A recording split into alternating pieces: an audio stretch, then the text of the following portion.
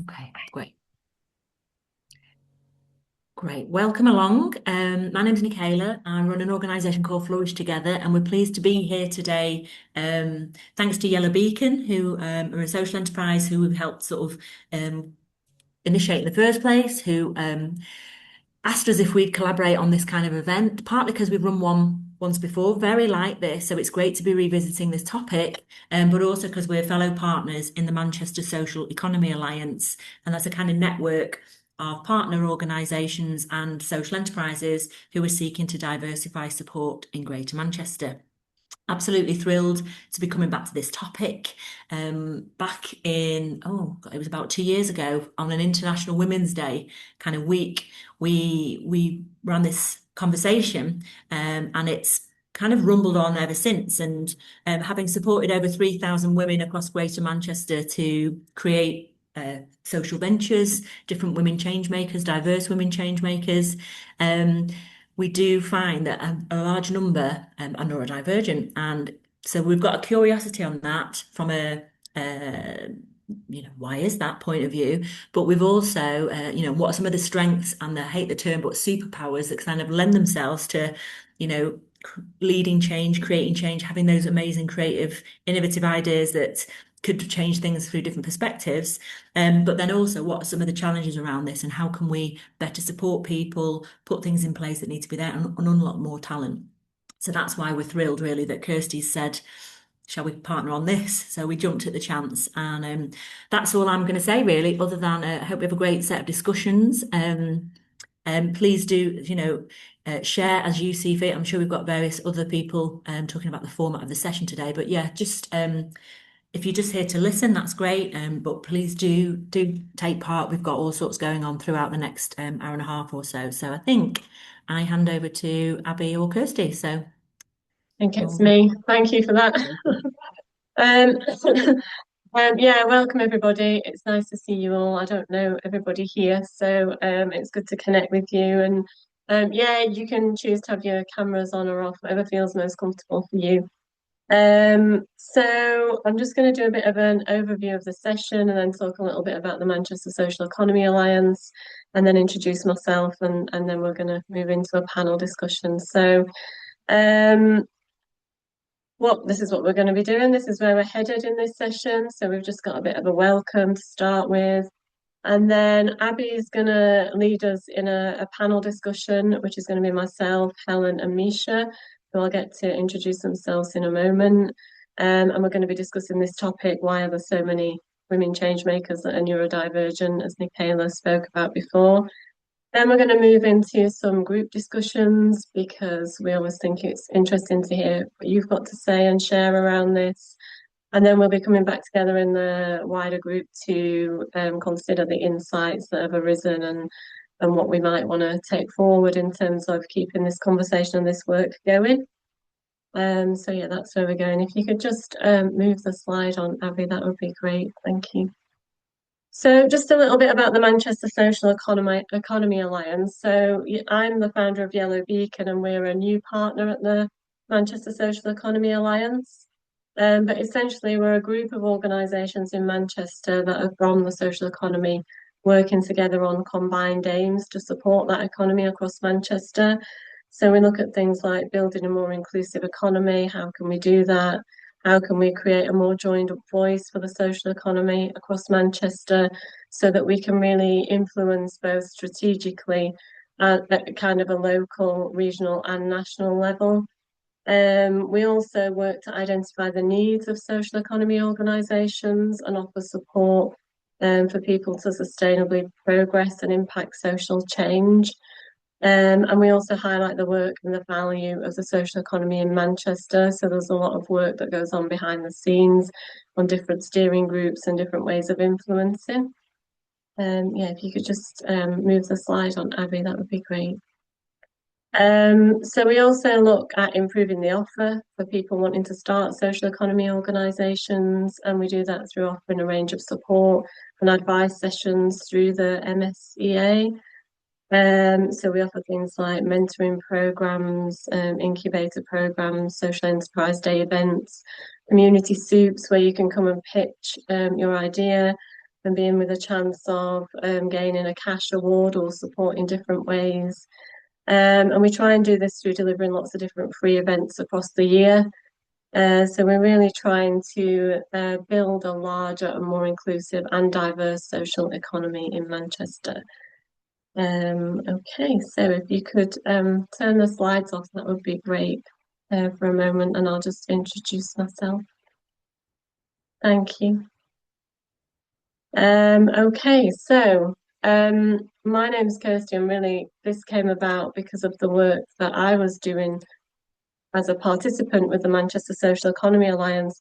So I started to have mentoring sessions with a mentor who's based there probably about 12 months ago now, because I run an organisation called Yellow Beacon, and we support people across Greater Manchester who are experiencing mental health issues. And we do that through trauma-informed mindfulness. So my background is working in the charity sector at senior management level, which I did for 10 years. And my passion is mindfulness.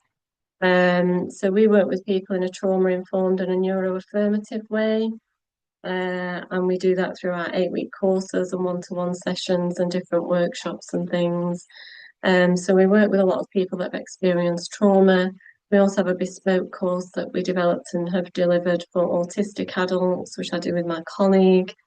And we do lots of different kind of things of that nature. So we're really looking to make mindfulness more inclusive across the board and create spaces where people can come together and learn these practical grounded tools that can support them in their lives. And I was having mentoring sessions, like I said, with the Manchester Social Economy Alliance around how can I kind of build my business and create trading income and all of these things that all of us want to figure out how to do. And I got chatting with my mentor, who's also neurodivergent, around could we offer specific support for neurodivergent entrepreneurs, and was there anything out there? And so we started to experiment and run some test events earlier this year. So we've done a couple of things where we've brought neurodivergent entrepreneurs together to just have an open conversation really around what does it mean for us, how does it impact us, and this work is kind of a follow-on from there. So that's just a little bit about me. I'm going to hand over to Helen to introduce herself. So if you want to take it away, Helen, we'd love to hear from you. Hi, thanks, Kirsty. I was so excited to be invited to this event because, yeah, as I introduce myself, hopefully you'll see why it makes sense for me to be here. So yeah, my name's Helen Buzdugan. I am a specialist careers advisor and a solopreneur, but also a social entrepreneur. My business is called True to You Careers, and the focus of that is helping parents and carers in disabled and neurodivergent families find flexible, family-friendly work when life at home is complicated. I'm sorry, I can't think of a quicker way to say that, and it is quite niche, really. And I've also come to be a social entrepreneur later in life, having spent over 20 years, 25 years working in education, in higher education, in schools as a careers advisor. But I would say that I've always been a change maker in my career, and perhaps I'll say a bit more about that later on the panel. I am also an ADHDer, very late diagnosed. I'm 52 now, and I got my autism diagnosis only 2 weeks ago. My ADHD diagnosis was 3 years ago. So I'm still very much on that journey of discovery. And then I'm also a parent to two neurodivergent children. One's in school in year 9, and the other one struggled a lot in school. And as of October, we pulled him out, and we're now full-time home educating, which is on me. So I'm balancing full-time home education alongside my social business as well. Thank you, Helen. That's great. And Misha, would you like to introduce yourself for us, please?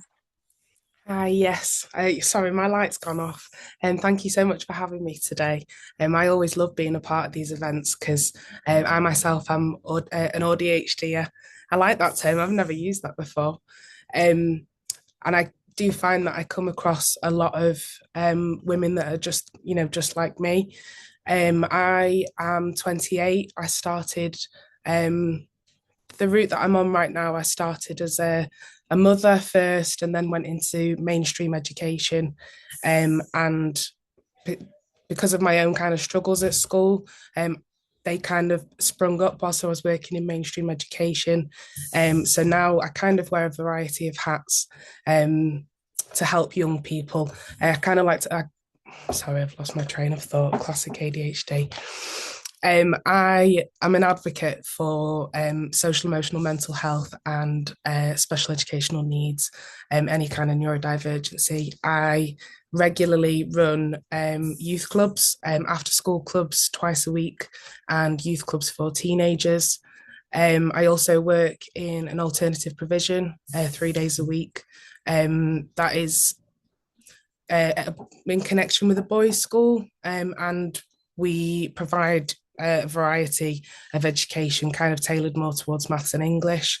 But my own kind of work is that I love working with the young people in the local community, helping them with their mental health, particularly through creativity. Creativity has been something that's helped me through life, my whole life. It's always been kind of my passion. And I do find that it opens up those kind of safe spaces for young people to be in, touching on mindfulness and those calm, safe spaces. So, yeah, I just love working with young people and my passions lie there. So. Thank you, Mica. That's great. I'm looking forward to hearing more from both of you when we start our panel discussion.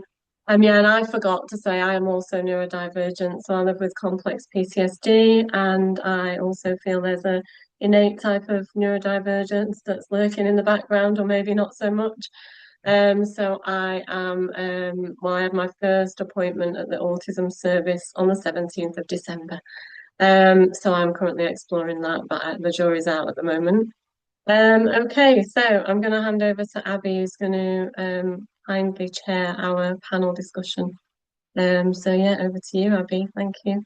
Lovely, thank you, everyone, and lovely to see everyone here today. I'm going to start off by asking, actually, Kirsty, let's go straight back to you. What inspired you to become a social entrepreneur? Okay, so I had experienced my own adverse experiences in meditation. I was very passionate about mindfulness. It was a really big part of my life. I delivered it through my work, and it was a really helpful practice for me. But I always felt there was something wrong with me, and I was always trying to figure out what that was. I couldn't work it out. And then mindfulness actually brought me into closer contact with the trauma and the traumatic stress that was in my nervous system.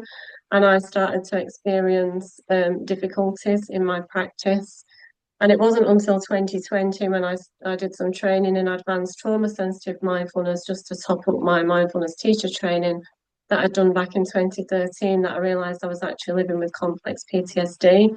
And all of a sudden, my experiences just in life and in meditation started to make sense.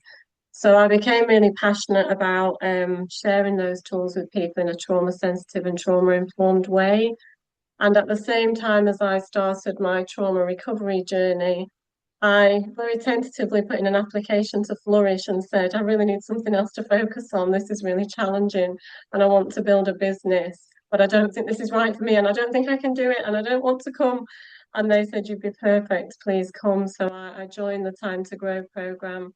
It's probably coming up to nearly 4 years ago now, and started very, very slowly building my enterprise, which has steadily grown, but it's been a deliberately slower journey than normal, I would say, because of the way that I need to manage my own trauma recovery, and I also have an invisible disability. So I've kind of done all of that at the same time.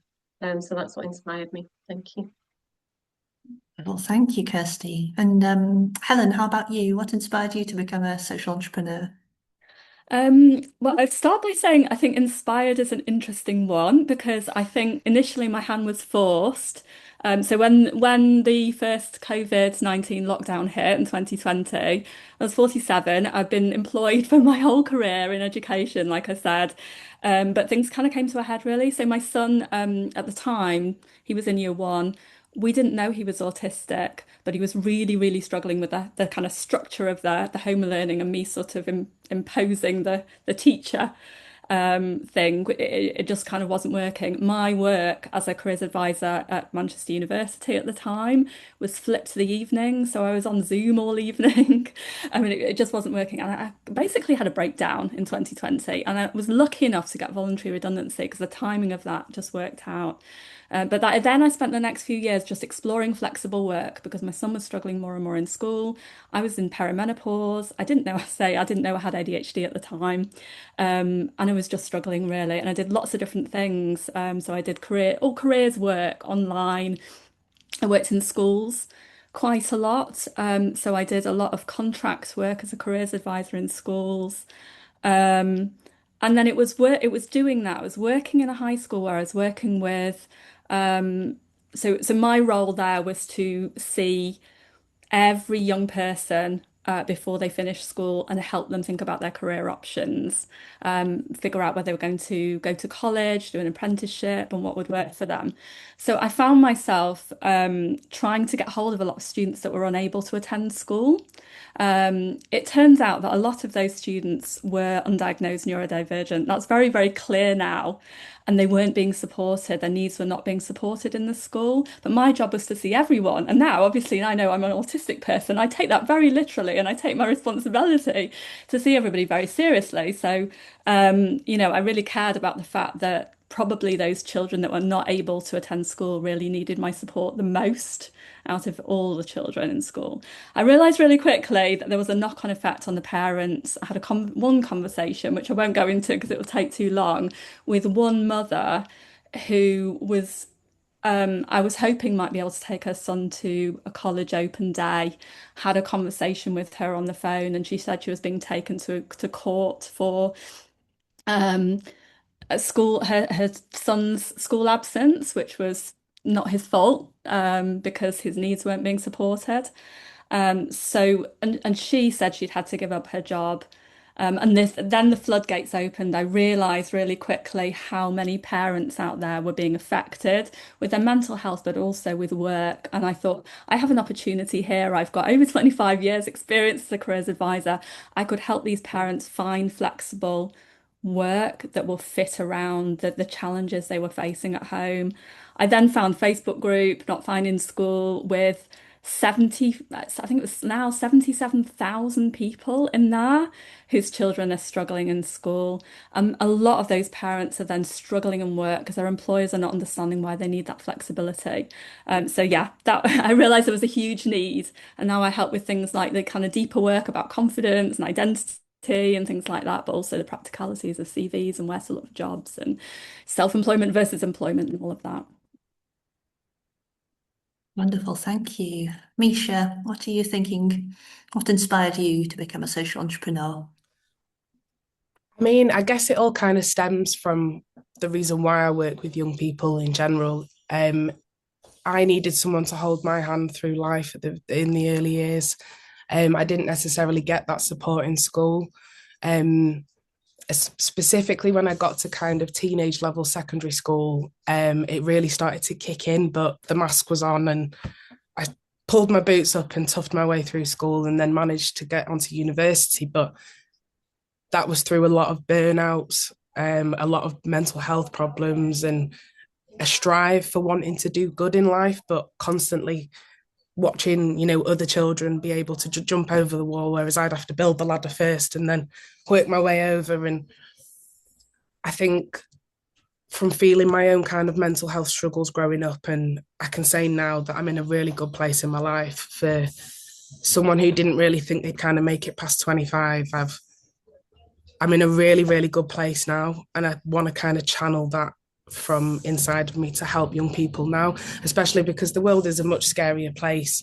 The education system, in agreement with Helen, is a tough one to navigate and definitely has its hurdles for, all different types of families and stuff. That, yeah, I think there's the reason why I wear the multitude of hats is I want to see that change. So I'll change the hats as and when they're needed, working with home education families, my own little brother being home educated at the moment, special educational needs and particularly and challenging behaviours, being that kind of mainstream teacher that always had the ones who were struggling come in and sit in at break time to have that conversation, you know, to get some things off their chest. And yeah, each day of the week the hats will change in terms of whether I need to be a youth mentor or whether I'm running a club and I'm passing on, you know, creative skills to children that are 4 to 11 or whether they're 11 to 18, and opening up those channels, you know, to gain qualifications that are not available in mainstream education.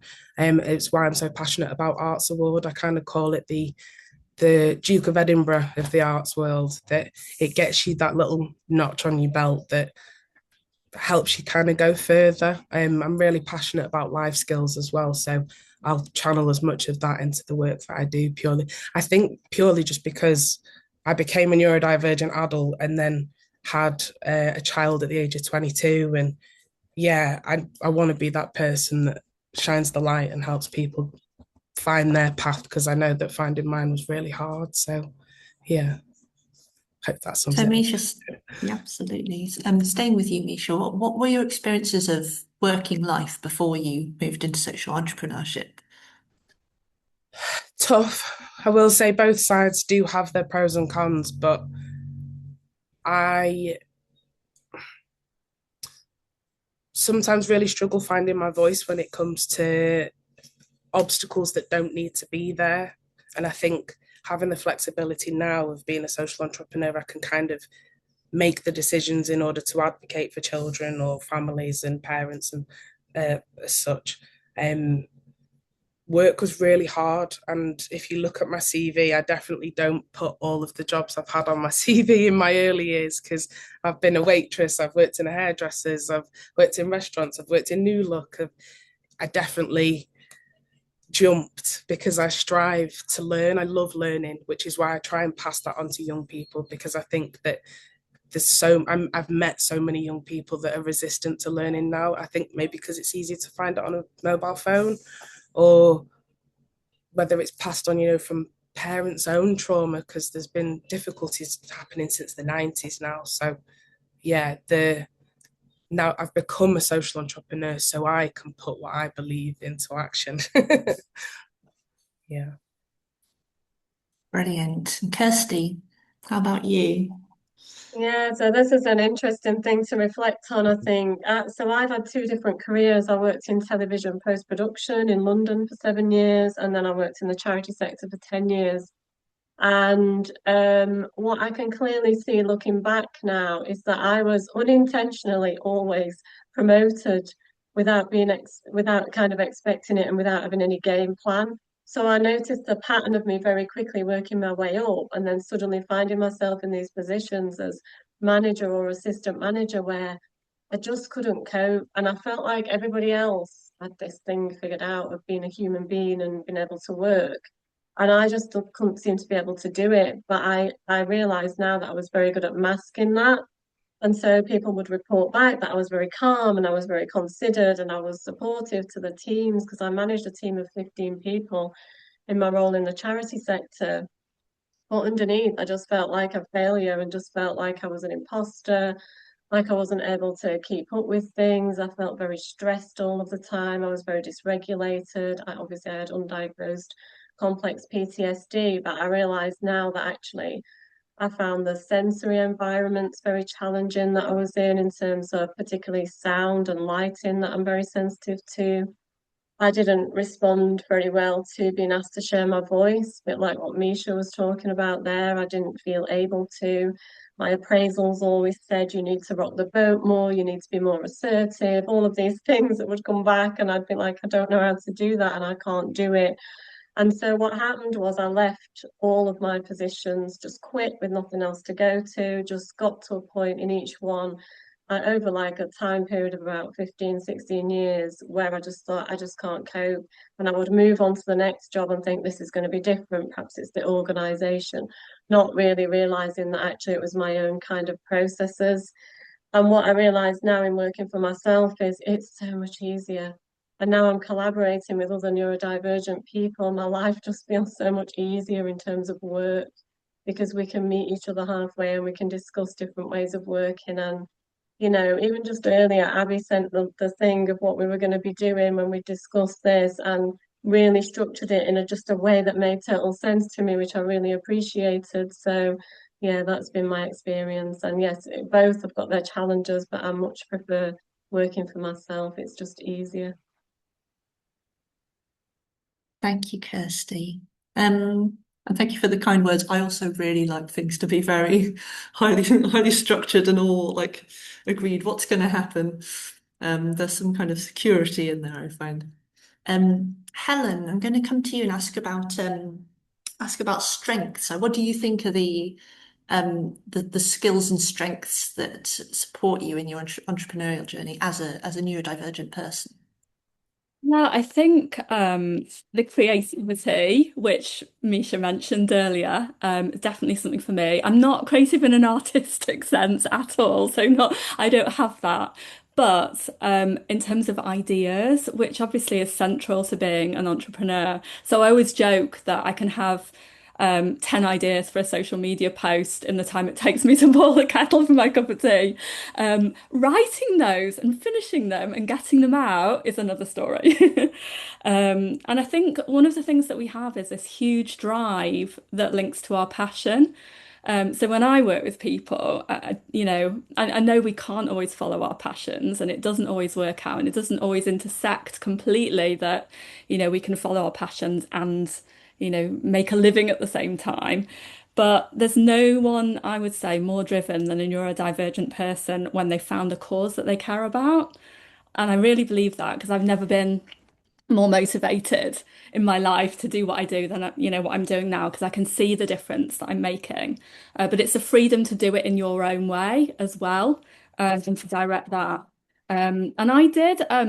So a friend of mine has set up this like mindset profiler, which I can share the link for afterwards. And she said that I had the most unusual profile that she'd ever come across, and it was this unique combination of analytical skills, which potentially comes from my autistic side. And it's this, being able to see patterns and being very logical about the way we approach things, but also having this deep empathy, which I think I have. And lots of neurodivergent people that I meet have as well, where we really sometimes it can be a barrier for me because I think I over empathize sometimes with my clients and I can feel quite drained afterwards. But I do think that that's almost, I'm not going to say I don't like the term superpower either, but it is incredible and it helps us when we are social entrepreneurs really connect with the people we're helping and really want to understand how we can help on a deep level and have the analytical skills to actually make that happen and the drive. Wonderful. Mica, how about you? What are the skills and strengths that you think your Similar to Helen. neurodivergence brings? Yeah, similar to Helen, I think what is the superpower of neurodivergency is all you like for most is your feelings are big. So when you love something, you really love it. And if it's something that's going to get you out of bed every day, for me, that it is what gets me out of bed every day. And I think that passion is really what the empathy and the passion is really what drives it. As well, being quite a logical thinker, but also being able to think inside the box, outside the box, and all around the box. Definitely not the most organized person. I really do have to work hard on that. So that is definitely one of my downfalls. But having a brain for me that feels like a superpower, being able to tap into different kind of areas, yeah, I can fit myself kind of anywhere in with any crowd and be able to understand the thinking, the cogs. Yeah, I don't really. And also being a creative, it's been a bonus and it's probably how I passed my GCSEs, but having a photographic kind of memory, being very visual and very 3D, that yeah, I think that kind of fuels a lot of it as well. Not, when I'm kind of setting up events, I'm not just thinking about how the event's going to run. I'm thinking about how the children are going to feel. How do they feel when they walk into the room? Are they going to feel overstimulated? Or I have in this room that I'm in now, my classroom is a treasure trove of crafts. And I think because I have one of those brains that wants to know all the information and wants it for the dopamine, that children walk in, it's not too overwhelming, but there's a treasure trove of crafts for them to choose from. And if you don't want to touch the paint, don't touch the paint. If you want to you want to build something out of sticks, build something out of sticks. I've got junk models. I've got one child that really loves plastic bottles and making rockets. And yeah, I think having that kind of brain that is everywhere and doing everything at the same time helps me to understand people a lot more, and children in particular. You can really see from the wall behind you, Mica. Let me There's a turn sort my of light back huge on. range of things. There we go. It's a huge amazing. trove of stuff. And the 3D printer's in repair at the moment, but yeah, I will, if it's something even I've not done before, then I will try and learn how to do it in order to teach young people. And I'm sat there learning with them. Fabulous. Helen, how about you? Oh no, Helen, sorry, Kirsty. Kirsty, how about you? Yeah, so I'm super organized, like I'm very conscientious, and I think the thing that I love most, and one of my strengths, is that mindfulness and trauma and mental health are the things that I'm most passionate about, which is kind of what other people have alluded to. And so it means that in my work, I get to talk about these things that I'm really excited about, because I don't know about some of you, but I'm not great at socializing. I don't have many friends. I kind of don't get out. But I think when I've built my business around all of these things that I'm interested in, that people don't mind if I'm talking about mindfulness or trauma, then it means that I've been able to kind of build my confidence and get out there and talk to people about the things that I'm interested in. I think I'm I've got a brain that's quite good at seeing the bigger vision. And I've also got the skills to kind of take the steps to kind of make things happen. It's just that sometimes the trauma stuff can get in the way of that. And if I feel like things are a little bit too challenging or a bit too maybe dangerous, as my nervous system would kind of class things as dangerous, sometimes I can freeze, and then it can make it very difficult for me to kind of progress things, even though I'm highly motivated. And then I think the other thing is that I just have so many ideas all of the time, just constant ideas, which is great, but I can't implement them all because I don't have time. And also, it can really challenge my ability to regulate and rest, because I'm just switched on, and I'm just buzzing with lots and lots of ideas, and I want to do all of them. So I'm also not keen on the term superpower, and I know that we all identify in different ways, and you know, that's all welcome. But I just was looking at a couple of the stats before I came on here, and just as an example, and I think this kind of demonstrates why all of us have potentially set up our own enterprises. So if we just look at kind of autistic people, just as an example, in a study that was done in February 2024, they found that actually only 3 in 10 autistic people are actually in work. And that actually autistic people face the largest pay gap of all of the kind of disability groups. So I think there are actual practical things and systems that we are always trying to fit ourselves into that aren't made for us, that really contribute to this kind of reason for us setting up our own enterprises. And when we look at the stats around neurodivergent entrepreneurs, a lot of people feel that that's their only option. We want to work, we want to do things, we want to maybe make a difference, but actually the systems in which we are expected to kind of perform in these neuronormative standards aren't fit for purpose for us, and so it leaves us with no choice, really. So I think it's important to kind of highlight that as well. Thank you, Kirsty. And you sort of touched on my last question there, which is, how does being a neurodivergent entrepreneur affect your well-being? Is there anything else you wanted to sort of add on that front?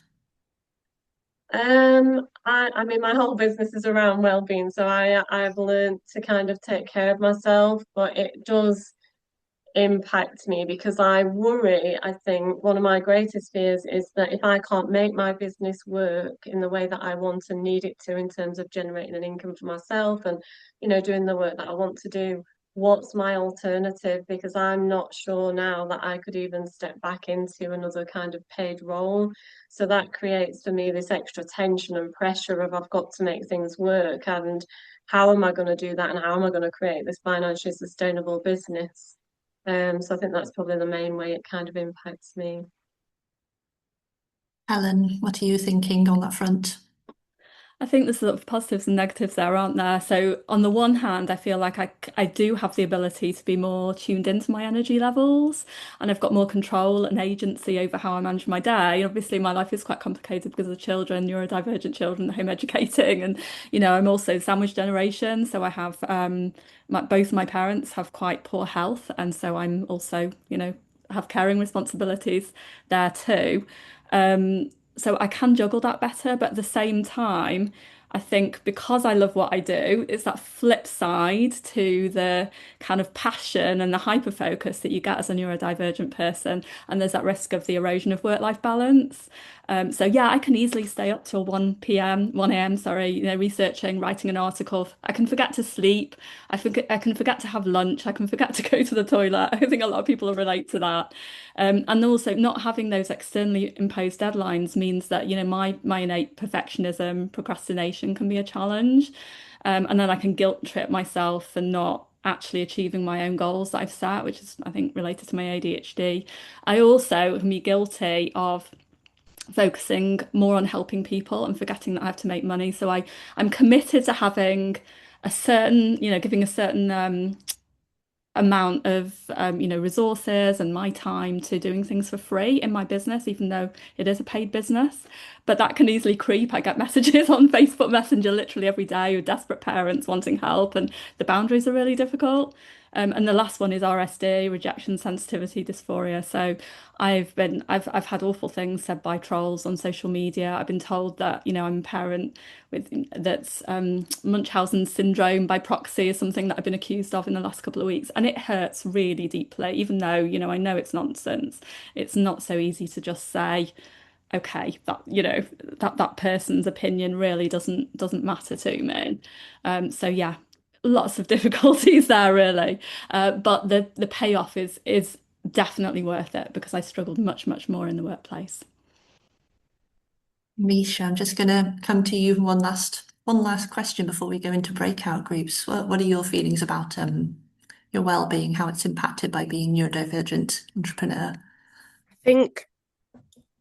I think if I hadn't have had my daughter when I was 22, I wouldn't have accelerated so quickly into doing what I'm doing. But as someone who was always a perfectionist in a way, and would hold that against myself, in the same kind of way, rejection sensitivity, taking things very personally, that it was that fear, kind of what Kirsty was saying, of jumping back into work again, of after having my little girl, and then COVID hit when she was 10 months and stuff, that I jumped straight into mainstream education and then panicked and really needed to take a step away. It just wasn't suitable for my brain. And I think that taught me, from going from 40 to 60 hour 45 to 60 hour weeks at school, that I really had to be strict about boundaries in terms of protecting my mental health. I had really bad postnatal depression after my little girl,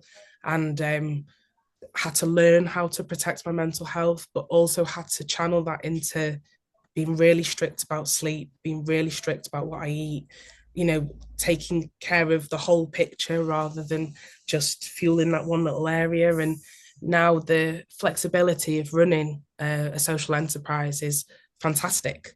But as someone who also has PMDD, premenstrual dysphoric disorder, it's have to really keep an eye on where I am in my cycle and slow down on the weeks. And even though I might have 1,000,001 ideas, it's no, you can't do that next week because you're going to have to take it a little bit slower. Let's prioritize something else. So yeah, it's taken a long time to learn how to do all of that at the same time as being someone who has been described as a nuttier than a squirrel. I'm bonkers, and I could go 1,000,000 miles an hour, but I really do have to dim the lights at 7 o'clock to start slowing my brain down a little bit. So yeah, protecting it is the priority.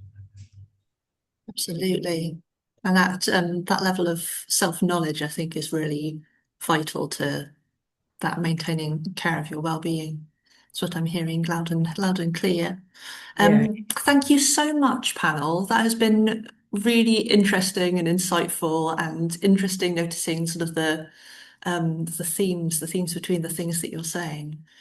I'm going to hand over to Kirsty to introduce us ahead of going into breakout groups where you and we're all going to sort of have a chance to have a bit of a discussion on these kinds of questions. Really looking forward. I've seen a lot of love coming in the emojis popping up in the corner of my screen, which has been really wonderful. So looking forward to hearing what you have to say. Kirsty, I'll stop talking. I'll hand over to you. Thank you, Abby. That was great. And thank you, everybody, for your comments. I find it very difficult to focus on two things at once, so I have to read them after. I've seen a few of them. Yeah, so we're going to move into some breakout rooms so that you get an opportunity to, continue some of these conversations. So we've got two questions. I've just got them in front of me because I can't remember them. Two questions that we're going to invite you to consider. One is, oh yeah, they're on the screen. Let me just wait a moment. Got them on there. What advantages do you feel that neurodivergence has for being an entrepreneur? And we've touched on some of that in our discussion. And also, what types of support or resources would perhaps support social entrepreneurship among neurodivergent women? So, where are the areas that you might benefit from different types of support, and what might that look like? So, we're going to pause our discussion and allocate people into breakout rooms, and one of us will be in each room so we can help facilitate the discussion and remind ourselves of the questions if we can't remember them. So yeah, I'll let the technical people do the technical things that I find very difficult. Oh, never enough time for these things, is there? Great discussions there. I shall hand back to is it Abby and Kirsty? And I think it's me. great to hear It's Kirsty. Yeah, I'm curious to hear how everybody else got on, but we had really interesting discussions about lots of different things. And yeah, it's just, I think I don't know about everyone else, but my overriding sense is I just feel a sense of belonging, like it's not just me that's weird. I'm not suggesting that you're all weird, but I was saying in our group that I've often been the weird one. So it's just really nice to be in spaces where we can sort of have these conversations and realize the similarities, and then also perhaps the different skills that we've got and our strengths and the ways in which we might be able to kind of support each other. So yeah, we're curious to hear from people. Me and Abby had a conversation. We didn't want to do the whole dreaded everybody feedback from their group, because then we've all got to remember what people have said. So we're interested to hear any kind of insights, and you can share them in the chat, or you could come up mute. I can see you all, so if you wanted to stick your hand up and wave, I can invite you to speak. Yeah, does anyone want to put in is it Anila? Did I say that right? Yeah, do you want to come off mute and share?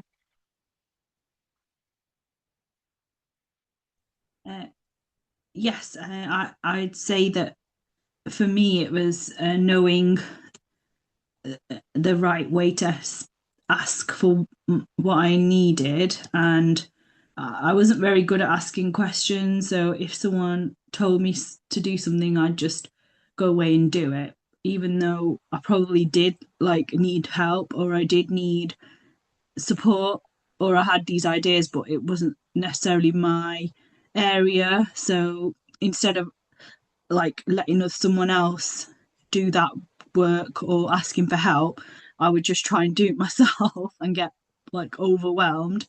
But since what I do now is use AI, and I write a little script, ask how to ask. I know it sounds really weird, but it's just how to ask somebody for a bit more information around that topic, and then I'll write it out in my notebook, and then I'll literally take my notebook and use the prompts to be can I, you wanted me to do that the other day, can I just ask what, and then just get some more information, because just that little bit of more information I found was helping my anxiety, my stress, and just not taking up everything. And also, I think I've been studying PDA, and I definitely have a PDA profile where I'd basically learning about how if I'm given options or if I have more control, that seems to be better than if someone just says, right, you've got to do this now. And I'd just be like, oh, well, I don't want to do it like right now because that's not on my list. And like, I've got all these other things on my list. And like, just even navigating that, I couldn't do at work. And it would cause so many problems because they'd be like, why is Anila doing that when we've asked her to do this? And I am going to do that, but I'm going to do it at 2 o'clock. And they're like, well, we need you to do it now, not 2 o'clock. And then I'd just shut down. I'd be like, oh no, I can't do it now. Can't do it at all. And they were like, wait, you went from doing it at 2 to not doing it at all. How did this happen? And then I just feel embarrassed, feel ashamed, feel like a failure, and then just shut down. That's like, yeah, thank you for sharing that. I think it's a really important point, and I think it's a fabulous idea. I might use that myself. I think it's it's really good to hear different ways of working and ways that people get around things. I'm conscious of the time, so and we need to wrap up, so I can probably come to one more person. I'm going to come to Juliet. Sorry, Helen, just because Juliet's not spoken in the main group, but perhaps you could put your comment in the chat, Helen. Juliet, do you want to share? Oh, it's fine. Helen had her hand up first, so go with Helen. Honestly, it's fine. Are you sure? Yeah, absolutely. Okay, we'll go with you, Helen, then. Thank you. It's super quick and it is in the chat, but it's basically mentoring came up, and I know that Flourish has got a mentoring event, so I wondered if Abby might share that briefly. Yes, I absolutely can do. Sorry, I can't see the chat. I've just put a bunch of stuff in the chat, just so you know, on the 2 webinars, but you tell them what it is. Sure. Okay, so on the 7th and 8th of January, in Manchester, we're going to be, as part of the Manchester Social Economy Alliance, we're going to be running a mentorathon where each mentee, the opposite of a mentor, will share a challenge with basically a panel of experts who will help them to sort of troubleshoot the problem. And we are running 2 information sessions, which I think Nickala has put in the chat. So you can come along, find out more about the mentorathon. So come along to the information sessions if that's something you'd be really interested in, and we'll share more about how it works. And I think people like Kirsty and Jill and possibly Fee and possibly Jen have been to mentorathons, so yes, we have. They live to tell the tale. It was really good. It was really good. So I'd encourage people to take part. Although my daughter had COVID and I had to Zoom in on the day, I couldn't to go in person, typical. But I'd really encourage people to go to that. And as well as that, we have an event next week. So through the Manchester Social Economy Alliance, myself and Rebecca Moley, who runs the Neuro Network in Manchester, which I will send a link to Flourish to send out to you all. So the Neuro Network is a monthly free meeting which meet at the Central Library, and it's for any neurodivergent entrepreneur. Rebecca's neurodivergent. She's set these up and they've been running a year. It's free to attend, just go along, and you can find details of it on the Neuro Network Eventbrite page. That's a good space to start to meet people. And then myself and Rebecca are running a workshop next Tuesday. So it's on the 9th of December, and we're looking at burnout as a topic. Rebecca's going to do a 45-minute session around practical tools for use in business around burnout. And then I'm going to be doing 45 minutes of mindfulness practices to support well-being. And then we're going to have time for networking and just kind of catching up with people. And that starts at 1 o'clock next Tuesday. It's in central Manchester, and you can find the details on the Manchester Social Economy Alliance website. So you've still got time to. And we'll try and send all this out, Kirsty, so Abby will track these things down. I know for anyone that's in our Flourish Facebook group, and I might try and stick that in the chat in a minute. I'm across 2 laptops trying to get it. But yes, in essence, we'll get you the link so that you can find all this stuff out and have a little look at it all. Is it open, that group? Like, can you just join it, or do you? Yeah. I might already be on it. I'm not sure. Oh, the Facebook group. It's private. You just have to become a member, and it's been going for years, and we share all sorts of information in it. So usually at the end of my email, in the signature box or whatever it is, after my logo, there's this join our Facebook group, follow our Instagram, da da da da. And so it's one of those. Juliet, the the Facebook group is answer 3 questions, but it's basically just so that we don't get loads of people coming in and stealing all our ideas. So, but if you just put in like a quick thing to each one, and then one of the admin will let you in straight away, so it's no problem. Thanks, and I'll post it in the umbrella group for the girls who've been on the training as well. Thanks. I'm only mentioning it because I know Kirsty's posted. You've posted these events in there, so that's another place where they can easily get the links as well. Yeah, it has. I'm conscious of the time, and I'm also conscious that people are asking if we could save the chat, so I'm just flagging that up before we close the Zoom. But yeah, I'm going to hand over to Nickala to finish, but thank you everybody for joining and for taking part in what feels like a really interesting and insightful discussion again. So yeah, it's been lovely to meet you all, and I'll just hand over to Nickala to finish. So yeah, there's not much more to say. I mean, there's plenty. There was a bit on our sheet where people putting things in the chat, like this waterfall thing. Gonna sneeze. People didn't share in the chat, but I've got some notes from my group, so I think we can compile some key themes from there. Right. Whatever works best for people, because we're out of time. But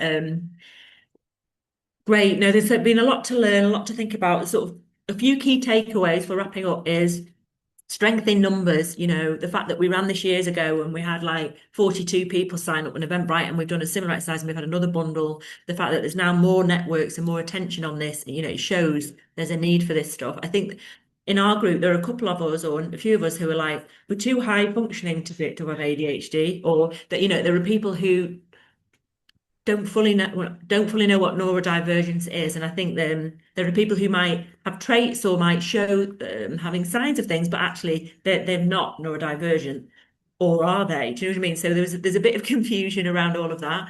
I think just as a last thought, and I'm just going to throw it out there as a something else we need to keep understanding and talking about, is the next generation. We had a lot of stuff in our conversation around young people, and lots of young people who we know, maybe neurodivergent, maybe have ADHD, amongst other things, who are being crippled by our schooling system. And I remember one of the one piece of support or resources that you think would be most transformational, yes, space for people to be taken seriously and overcome imposter syndrome, having safe, supportive environments where you can get peer support, counselling, various other things, having some sort of admin and operational support, because we said it's the paperwork that you can't mask. You can mask a lot of things, but the paperwork, the overwhelm with getting procrastination over getting certain things done, that was something we flagged up. But my personal ask out there is that we all think about what could we be doing to support teachers and lobbying schools to not cripple our next generation who they've got it even harder, in my view. Yes, they might get a diagnosis. Yes, this might be a thing and there's attention, but actually getting through their daily life seems to be a far more tricky thing to do than it ever was. And it's not just social media, and it's not just COVID or whatever else. There's something going on where we need to support our kids. So that's just my little last rant, which has nothing to do with this, but it does actually, because a lot of women changemakers we support are banging her head against a brick wall with the school system, as well as their own brick wall, as well as trying to run a social enterprise. So, and we don't want talent like, the next genius of the future to not be able to believe that their ideas are valid, and their madness and their bonkersness is something that they shouldn't pursue. So anyway, that's just me. So take what you want from this session. Hopefully you'll come and join some more, whether it's Kirsty's session next week, information that Abby and others are going to send through. 2 quick shout outs, and you will get information about this. So it's going to be information overload in an email, but we've got a Christmas bazaar that's just happening anyway in our Altrincham hub on the 12th, 13th and 14th of December. I know some of you are part of that. And if you want to connect with Flourish informally and just chill out, do a bit of Christmas shopping, I know we'll have some of the people on this call are going to be at that showcasing. The other quick thing we've got before Christmas, again, quite informal, is a multicultural Christmas happening on the 16th of December. And that's just bringing people from different backgrounds across Greater Manchester together, but they're all women change makers, all doing amazing things. And it's just, again, another way to connect. And then there'll be lots of things through the Mentorathon and into next year, both through Flourish, through Yellow Beacon, through Manchester Social Economy Alliance. So yes, we will see you all soon with a bit of luck. Thanks for coming. Thanks so much, everyone. It's been amazing. Thank you. Thanks, I'm glad it's been everyone. helpful. And yes, we'll get back to the next thing. Take care, everybody. Oh, thanks to Liz behind the scenes, sorting out all of our bits and bobs and breakouts and whatnot. Yeah, thanks, Liz. Thanks, everyone. Okay. Great. Welcome. Bye. Thank you. Bye for now. Bye, thank you. Wow.